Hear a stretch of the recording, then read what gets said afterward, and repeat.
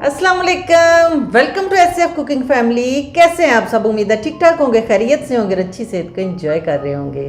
जनाब, आज हम एसएफ कुकिंग फैमिली पे आपके लिए लेके आए हैं हमेशा की तरह मौसम की मुनासबत से बहुत ही मज़ेदार सी रेसिपी। आज हम आपसे शेयर करेंगे कश्मीरी चाय बनाने का तरीका। घर में आप बिल्कुल परफेक्ट बाज़ार जैसी कश्मीरी चाय कैसे बना सकते हैं, कौन सी टिप्स हैं इसको अच्छी और परफेक्ट बनाने के लिए, वो हम सारी आपसे शेयर करेंगे। तो चले फटाफट से कश्मीरी चाय एट होम बनाना शुरू करते हैं। यहाँ पे जनाब हमने 1.5 लीटर पानी रखा था बॉईल होने के लिए। इस बोलना शुरू हो गया तो इसमें डाल दिया एक बादियान का फूल, एक दालचीनी की स्टिक, 3-4 लौंग और 5-6 सब्ज़ इलायची इस तरह से हाथों से खोल के डालनी, मुँह डालनी, खोलनी है। अच्छा जी, इसको डाल के तो हम रख देंगे इसको उबलने के लिए। और इसमें फिर हमने शामिल करनी है ग्रीन टी।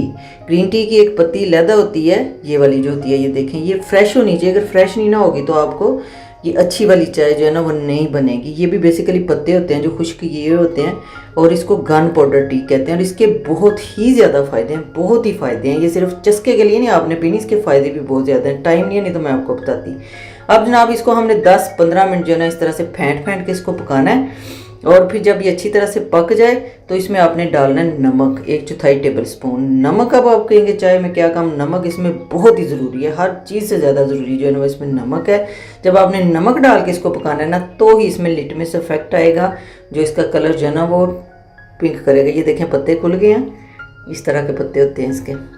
और नमक डालने के बाद आपने इसमें मीठा सोडा डालना है।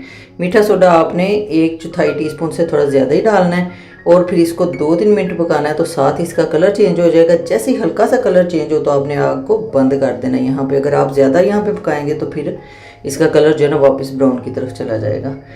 और आग बंद करते ही इसमें आपने बर्फ़ वाला मिला जुला पानी जो है ना वो जितना इसमें पकाते हुए खुश्क हुआ है ना उतना मज़ीद और डाल दें। ठीक है जी, ये जो कावा इसको साइड पे रखते हैं, इसको आपने छान लेना है। और ये दूध मैंने पहले से यहाँ पे रखा हुआ था।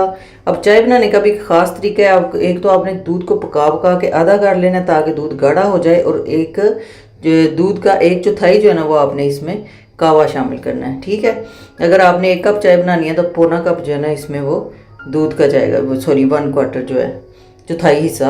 हाँ जी। और उसका जो कलर है ना, ये देखिए अब मैंने 1 चुटकी कलर इसमें डाला है। जो इसका ओरिजिनल कलर है ना, जो पहले आपको नज़र आ रहा था ना, उतना ही होता है, लाइट पिंक, बिल्कुल पिंक सा शेड होता है। अगर आपने इसको बिल्कुल बाजार वाली पिंक बनाना है तो फिर 1 चुटकी से भी कम इसमें, जैसे आपको नज़र आया ना मैंने डाला है, उतना आपने इसमें ना पिंक कलर डाल देना है।